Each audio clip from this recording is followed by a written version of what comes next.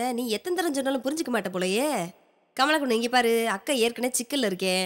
நீ என்கிட்ட எதிர்பார்க்காத, பணத்துக்கு வேற எங்கிட்டாச்சும் போய் ஏற்பாடு பண்ணிக்க. என்ன வச்சிடுறேன்.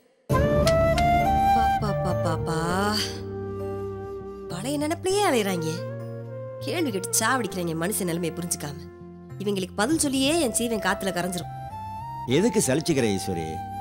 நம்ம வாழ வந்தாங்கிட்ட ஏமாந்து ஓட்டாண்டியா போனது நம்ம சொந்த பந்தங்களுக்கு தெரியாம போச்சே, அதை நினைச்சு சந்தோஷப்படு. ஏமாமா எத்தனை நாளைக்கு சந்தோஷப்படுவீங்க?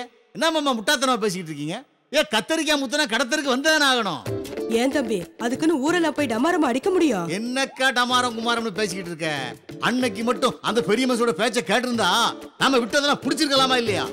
மாப்பிள விட்டதை எப்படி பிடிக்க முடியும்? வாழ வந்தா எதுக்கும் ஒத்துவில்லையே. என்ன மாமா பேசுறீங்க? அன்னைக்கு மட்டும் வீடு தேடி வந்த வாய்ப்பை ஈஸ்வரி ஏத்துக்கிட்டு இருந்தான்னா இன்னைக்கு நம்ம பொழப்பு இப்படி இருக்குமா? எவ்வளவு பெரிய இடம் அது. ஒரு மரியாதைக்காவது ஒரு எட்டு போய் பார்த்திருந்தா எவ்வளவு கிடைச்சிருக்கும்.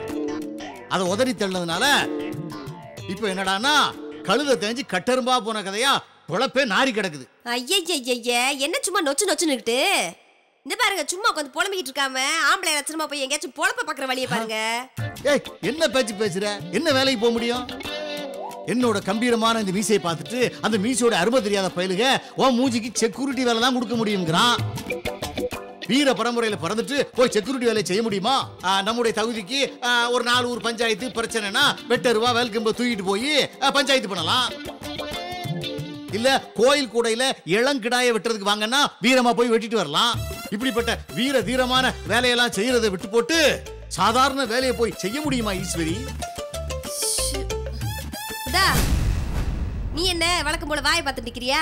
போத்தா போய் வேலையை பாரு போ.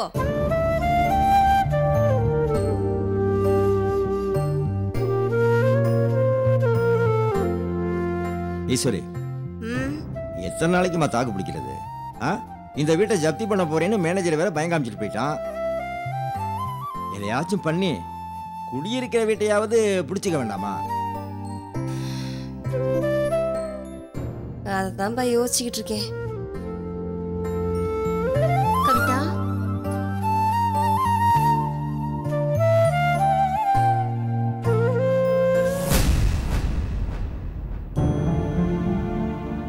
வாமா கோகிலா, நல்லா இருக்கியாமா? குழந்தைங்க நல்லா இருக்காங்களா? அம்மா நல்லா இருக்காங்களாமா? வாமா உள்ள வா. நீங்க எப்படி இருக்கீங்க? நான் நல்லா இருக்கேம்மா, வாமா.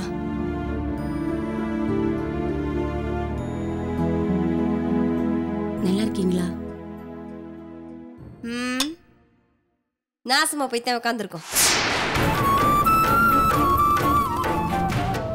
வீடு தேடி வந்து கேட்கிற கேள்வியை பாரு. எரியறதியில எண்ணெய் ஊத்துறாப்புல. கோச்சுக்காதீங்க, நான் யதார்த்தமா தான் கேட்டேன். நீங்க யதார்த்தமா கேட்கல, எல்லாத்தையும் தெரிஞ்சுக்கிட்டே வந்திருக்கீங்க. அதே உங்க தங்கச்சி அம்பட்டியும் கொட்டிருப்பாள் உங்ககிட்ட. கவிதா என்கிட்ட எதுவுமே சொல்லல. நானா தான் அவளை பாக்குறதுக்காக வந்தேன். ஒன்னும் தெரியாத மாதிரிலாம் நடிக்க வேணாம். உங்க தங்கச்சிக்கு என்ன வேலை? இங்க நடக்கிறது அம்பட்டியும் போன படி போட்டு கொடுக்கறதான வேலை. நல்லா பாத்துக்கங்க, நாங்க எதையும் மறைக்கல. அம்பட்டியும் வாரி கொடுத்துட்டு ஓட்டாண்டே உட்காந்து கிடக்கும். போதுமா? சந்தோஷமா? இப்ப கிளம்புங்க. என்னங்க என்னெல்லாமோ பேசுறீங்க? தங்கச்சியை பார்த்து நாளாச்சு, அதனாலதான் வந்தேன். வேற எந்த விஷயமும் இல்லை. அக்கா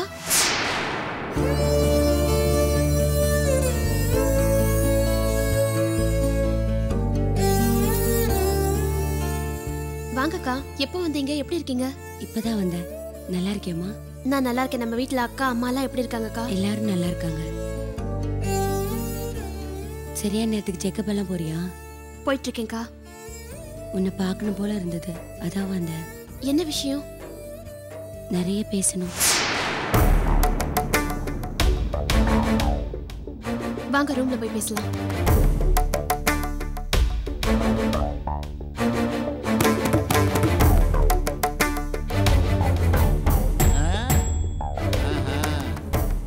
ஈஸ்வரி, நாமெல்லாம் இங்க குத்துக்கல் மாதிரி நின்றுகிட்டு இருக்கும்போது அக்காளு நிகழ்ச்சி மேல போய் ஏதோ தனியா ரகசியம் பேச போறாளுங்க. மாப்ள அக்கா தங்கச்சிக்குள்ள 1000 இருக்கான். அதெல்லாம் நமக்கு எதுக்கு? மாப்பிள்ள சும்மா இருக்கீங்களா?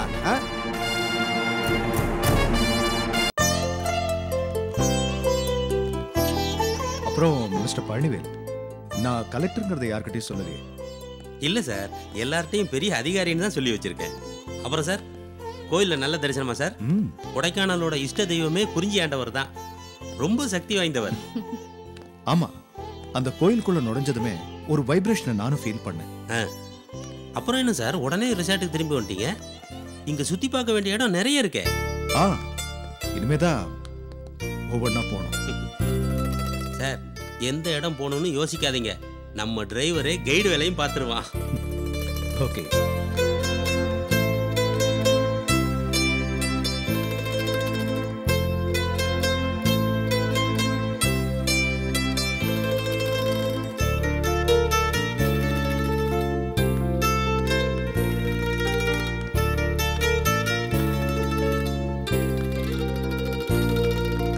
பழனிவேல் சார், ஒரு ஹெல்ப் வேணும். என்ன சொல்லுங்க? மெட்ராஸ்ல இருந்து வந்திருக்காங்களா அந்த மேடம், பக்கத்துல ஒரு இடத்துக்கு போகணும்.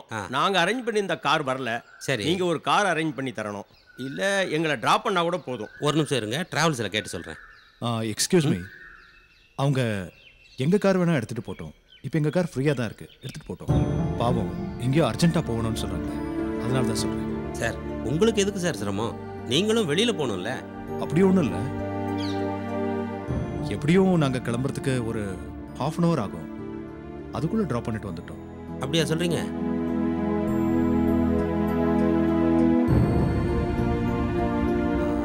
கணபதி சார், நீங்க எவ்வளவு தூரம் போக வேண்டியது இருக்கும்? மிஞ்சி போனா ஒரு 10 நிமிஷம் டிராவல் தான் சார். அப்போ நீங்க தாராளமா எங்க கார் எடுத்துட்டு போங்க. மிஸ்டர் பழனிவேல் சார், அவருக்கு எங்க கார் அரேஞ்ச் பண்ணி கொடுத்துருங்க. Okay sir. ரொம்ப நன்றிங்க சார். கேட்காம ஹெல்ப் பண்றீங்க. இதுக்கு எதுக்குங்க நன்றிலாம்? இது ஒருத்தருக்கு ஒருத்தர் பண்ணிக்கிற உதவி தானே. இருந்தாலும் உதவி பண்றதுக்குன்னு ஒரு மனசு வேணும் சார். அது உங்ககிட்ட இருக்கு சார். ரொம்ப நன்றி சார். சாரை யாருன்னு நினைச்சீங்க? சென்னையிலேயே பெரிய அரசு அதிகாரி. அவங்க ஹனிமூனுக்காக இங்க வந்திருக்காங்க. ஆனா எந்த பந்தாவும் இல்லாம தன்னை யாருன்னு காட்டிக்காம எவ்வளவு சிம்பிளா இருக்காரு பாத்தீங்களா? பழனிவேல், என்ன இது சார்? ஒரு அறிமுகம் தானே சார். உதவி பண்ணி இருக்கிறவங்க யாருன்னு தெரிஞ்சுக்க வேண்டாமா? அதான் சொன்னேன். அப்புறம் சார், இவர் கணபதி ஐயர், எங்க ஊருக்காரரு. வணக்கங்க. வணக்கம். பெரிய சமூக சேவகர். மக்களுக்கு ஒரு பிரச்சனைனா ஆளா முன்னால் நிப்பாரு. எந்த பிரதிபலனையும் எதிர்பார்க்க மாட்டாரு. இப்ப கூட பக்கத்து காட்டேஜில் இருக்கிற மேடத்துக்கு உதவி பண்றதுக்காகத்தான் இங்க வந்திருக்காரு. அப்படியா? ரொம்ப சந்தோஷமா இருக்கு. ஒரு நல்லவருக்கு உதவி பண்ணிருக்கேன்னு நினைக்கிறப்போ எனக்கு பெருமையாவும் இருக்கு. மூர்த்தி சார், இங்க வா. சொல்லுங்க சார். என்ன பண்ணிட்டு இருக்க? செக் அவுட் பண்ண ரூம் எல்லாம் பார்த்துட்டு இருக்கேன் சார். பிரின்ஸ் காட்டேஜுக்கு போய் அந்த மேடத்துக்கிட்ட கார் ரெடியா இருக்குன்னு சொல்லிட்டு வந்துரு. பரவாயில்ல சார், நான் போன்லயே சொல்லிடுறேன். அப்படியா? சரி, நீ போய் வேலையை பாரு. சரிங்க சார். போலாங்களா? சரி, வரேன். நீங்க போங்க சார். ரொம்ப நன்றி சார்.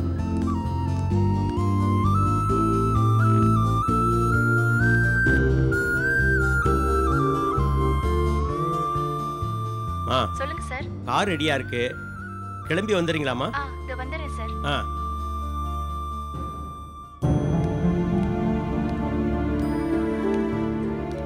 என்னங்க உங்க பாட்டு காரை கொடுத்துட்டீங்க, நம்ம வெளியே போவானமா? 10 நிமிஷத்துல வரேன்னு சொல்லிருக்காங்கல்ல, போயிட்டு வரட்டுமே.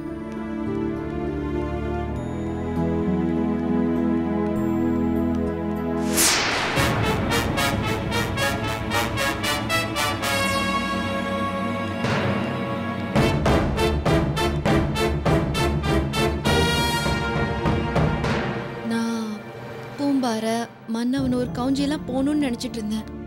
எனக்கு அதெல்லாம் ரொம்ப பிடிச்ச இடங்க. அதுலயும் பூம்பாறை ரொம்ப அழகான வில்லேஜ்.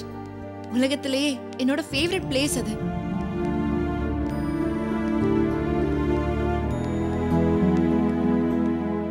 என்னங்க, ½ அன் ஹவர்ல கார் வந்துரும்ல, நம்ம போலாம்ல? போயிடலாம், வா.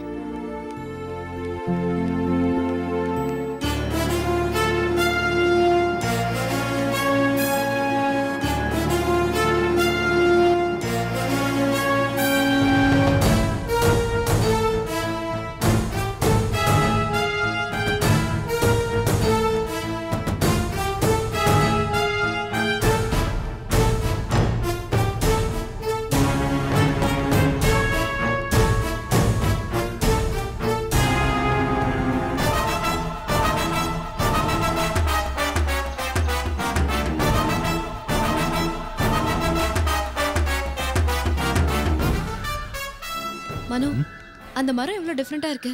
வாங்க போய் பார்க்கலாம் வாங்க.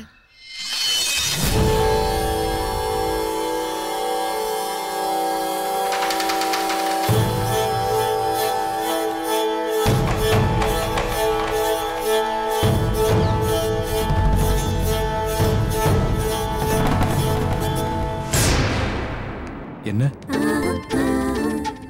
இந்த மரத்துல என்ன ஸ்பெஷல் தெரியுமா? மரமா? ஆமா. என்ன? இது கொடைக்கானல்லே ரொம்ப ரேரான மரங்க. இதுக்கு என்ன வயசு இருக்கும்னு நினைக்கிறீங்க? என்ன ஒரு 50-60? இது வெரி யங், 10 இயர்ஸ் தான் ஆகுது. இந்த மாதிரி மரம் எல்லாம் 500 இயர்ஸ், சில மரம் எல்லாம் 1000 இயர்ஸ் வரைக்கும் இருக்குங்க. ஆமா, இதெல்லாம் உனக்கு எப்படி தெரியும்? நீ என்ன பாட்டனியா படிச்ச? எனக்கு நேச்சர்னாலே ரொம்ப பிடிக்குங்க. நிறைய ரீட் பண்ணுவேன், அப்படிதான் தெரிஞ்சுப்பேன். போலாமா?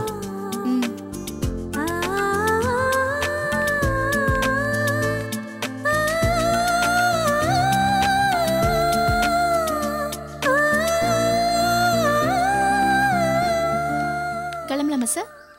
உங்க நல்ல நேரமா. கார் வேணும்னு மேனேஜர் கிட்ட கேட்டதும் ஒரு பெரிய அரசு அதிகாரி அவர் காரையே நமக்கு கொடுத்திருக்காருமா. அவர் சென்னைக்கார் தாமா, மனைவியோட ஹனிமூன் வந்திருக்காரு. அப்படியா? போயிட்டாங்களா? பார்த்து ஒரு தேங்க்ஸ் சொல்லணுமே. நானே சொல்லிட்டேம்மா. சரி, அப்ப கிளம்பலாமா? போலாமா. ஐயா ஐயா ஐயா, லேட் ஆயிடுச்சுங்க, மன்னிச்சுக்கங்க, வண்டி வந்துச்சு. என்னப்பா நீ நம்மள நம்பி வந்திருக்காங்க, அவங்களை இப்படியா காக்க விடுறது? நீ வரமாட்டேன்னு நினைச்சு நான் வேற காரை ஏற்பாடு பண்ணிட்டேன். பரவாயில்லைங்க, நம்ம புக் பண்ண கார் தான் வந்துருச்சுல, அதுலயே போயிடலாம். அதுக்கு இல்ல, கேட்காமலே உதவி பண்ணாரு, இப்போ வேணான்னா தப்பா நினைக்க மாட்டாரா? ஒன்னும் தப்பா நினைச்சுக்க மாட்டாங்க. நீங்க போய் நம்ம கார் வந்துருச்சு, ரொம்ப நன்றிங்கன்னு சொல்லிட்டு வந்துருங்க. சரிங்களா? சரிம்மா, நீங்க போய் கார்ல வெயிட் பண்ணுங்க, நான் போய் சொல்லிட்டு வந்துடுறேன். சரி வாங்க மேடம்.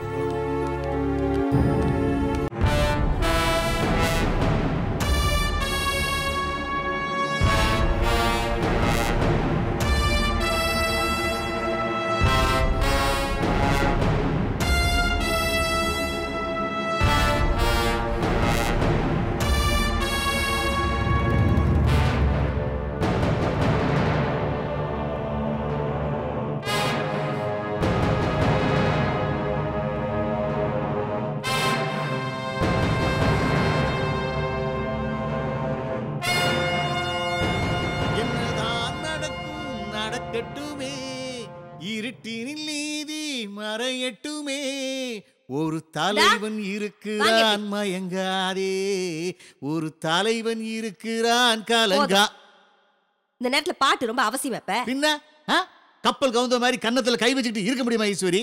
கப்பலே கவுந்த நாட்டுல கூட அதை நிமித்தி வச்சுட்டு எப்படி வாழலாம்னு யோசனை பண்ணிட்டு இருக்கான். கேவலம் 50 லட்சம் 60 லட்சம் ரூபாய்க்கு போய் யோசனை பண்ணிட்டு இருக்க. என்னது கேவலமா? ஏதேது சுயமா போய் குடிஞ்சு நிமிந்து உழைச்சு சம்பாதிச்சு அவ்வளவு தெரிஞ்சிருக்கு. ரொம்ப சாதாரணமா சொல்லிவிட்டீங்க 50-60 லட்சம் தான்னு. சும்மா கொடுப்பானாக்கு ஆண்டவன் கூரையை பொத்துக்கிட்டு.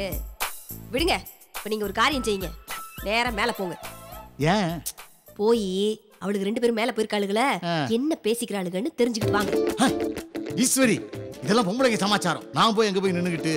இல்ல மாமா, எனக்கு அப்பத்துல இருந்து இவளுக்கு என்ன பேசிக்கிறாளுங்களோ ஏது பேசிக்கிறாளுங்களோன்னு மண்டை குடையுது.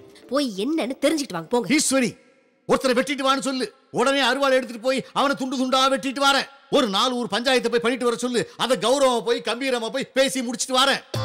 கேவலம் ஒட்டு கேட்க சொல்றீ ஈஸ்வரி, இது உனக்கு அவமானமா இல்லையா? எனக்கு என்ன அவமானம்? நீங்க தானே விட்டு கேட்கறீங்க. அதான் சொல்றேன், இதெல்லாம் வேணாம் ஈஸ்வரி. மாமா, எனக்காக போக மாட்டீங்களா? ஒரு வார்த்தையை சொல்லியே மடக்கி போறான். பல ஊர் பஞ்சாயத்துல பல கலவரங்கள்ல பல வெட்டுக்குத்துகளை பார்த்த இந்த வீர பரம்பரை தோல்ல துண்டை போட்டுக்கிட்டு கேவலம் ஒட்டு கேட்க வேண்டியதா போச்சு. போறேன் ஈஸ்வரி, போறேன். என்ன இமயமலைக்கா போறீங்க? மாடிக்கு தானே போறீங்க, போங்க. மனசே சரியில்லை கவிதா.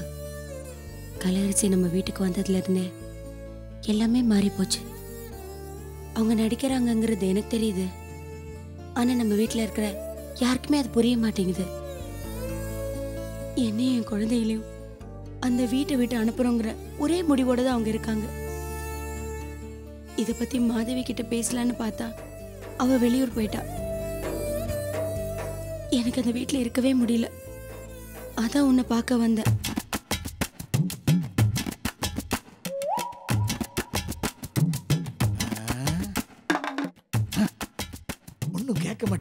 ஒருவேளை ஊம பாச பேசுறாங்களா?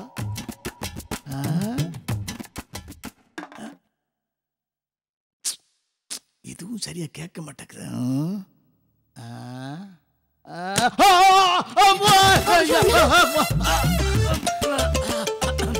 ஏமா எந்த ரகசியம் பேசாலும் தாப்பா போட்டுக்கிட்டு பேச வேணாமா? ரகசியம் ஒண்ணும் இல்லைங்க, குடும்ப விஷயம் தான் பேசிட்டு இருந்தோம். எந்த விஷயமா இருக்கட்டும், தாய் மகிட்ட பேசுறதா இருக்கட்டும், புருஷன் முண்டாட்ட பேசுறதா இருக்கட்டும், அக்கா தங்கச்சிட்ட பேசுறதா இருக்கட்டும், எதுவா இருந்தாலும் தாப்பா போட்டுக்கிட்டு தானே பேசணும். எந்த ரகசியமும் பேசல, பரவாயில்ல, கதவை திறந்தே இருக்கட்டும். அது இல்லம்மா, நீ தாப்பா போடாதால நான் திறந்து பொசுக்குன்னு விழுந்துட்டேன். ஏதோ வீர பரம்பரைங்கனால அடி கொஞ்சம் லேசா பட்டுச்சு, லைட்டா இரும்பு அடிச்ச மாதிரி இருக்கு. இதுவே சாதாரண பரம்பரையில் பிறந்திருந்தா சட்டியா போயிருப்பானா இல்லையா? அதனால தாப்பா போட்டுக்கிட்டே பேசுங்க. இல்ல பரவாயில்ல, கதவை திறந்தே இருக்கட்டும். உங்க இஷ்டம், திறந்துகிட்டு பேசுங்க, அடைச்சுக்கிட்டும் பேசுங்க, உங்க இஷ்டம்.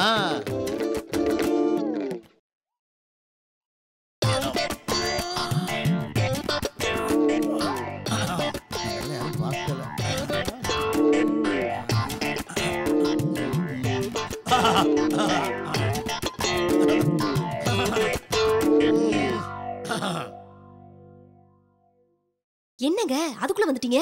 பேசி முடிச்சிட்டாளுங்களா? அவளுக்கு பேசிக்கிட்டு தான் இருக்காளுங்க, நான் தான் வந்துட்டேன். ஏன்? அது ஒண்ணு இல்லை ஈஸ்வரி, ஒட்டு கேட்க தான் போனேன். சரி. அந்த கதவுல காதை வைக்கிறதுக்கு போல கையை வச்சு விட்டேன், முசுக்குன்னு உள்ள விழுந்துட்டேன். அப்புறம் ஒரு மாதிரி வீர பரம்பரைனால தட்டு மாதிரி எந்திரிச்சு கீழே விழுந்தாலும் மீசையில மண் ஓட்டலன்னு சமாளிச்சு வந்துட்டேன். ஒரு உப்புகளுக்கு ஆகாத ஆளி அன்னைக்கு உருப்படியா ஒரு விஷயத்தை ஒட்டு கேட்க முடியாது உங்களால. உங்களை போய் நம்பி அனுப்புனே பாருங்க. டேய் தம்பி, டே சரியான சமயத்துல தான் வந்திருக்கேன். நீ இப்ப போ, நேரம் ஒரு ரூமுக்கு போயேன் வா. எதுக்குக்கா, என்ன விஷயம்? அது கோகிலா வந்திருக்குடா. என்ன நாங்க அம்புட்டு பேரு இங்க இருக்கையில இந்த பிள்ளை வாங்க தனியா பேசுவோன்னு கோகிலாவை மேல கூட்டிட்டு போயிருச்சு. எனக்கு என்ன பயமா இருக்குன்னா, நம்ம இந்த வாழ வந்தாங்கிட்ட ஏமாந்த விஷயத்த உன் பொண்டாட்டி கோகிலா கிட்ட போட்டு கொடுத்துருமோன்னு பயமா இருக்கு எனக்கு. அதனால சத்தம் காட்டாம நீ மேல போய் அவளுக்கு என்ன பேசிக்கிறாளுங்கன்னு தெரிஞ்சுட்டு வா. ஓடு போ. மாப்பிள, ஒட்டு கேட்க போறது பெரிய விஷயம் இல்லடா, அது கொஞ்சம் முன் அனுபவம் வேணும். காதை வைக்கிறதுக்கு போல் கையை வச்சுன்னு வச்சுக்க, படக்குன்னு உள்ள விழுந்துருவ. நான் வீர பரம்பரைங்கிறதுனால ஒரு மாதிரி சமாளிச்சு வெளியே வந்துட்டேன். நீ எல்லாம் பிஞ்சு உடம்புடா, உடைஞ்சு போயிருவ. போ, ஜாக்கிரதையா போ, சூதனமா போயிட்டு வா. திருந்தின மாதிரியும் நம்ம குடும்பத்து மேல உண்மையான பாசம் இருக்கிற மாதிரியும் கலையரசி நடந்துக்கிறாங்க. நான் பேசுற ஒவ்வொரு வார்த்தையும் தப்பாவே போயிடுது. நான் ஏதோ எரிச்சலையும் பொறாமையிலையும் பேசுற மாதிரி அம்மாவே நினைக்கிறாங்க. அண்ணி நிஜமாவே மனசு மாறிருக்கலாம் இல்லையா?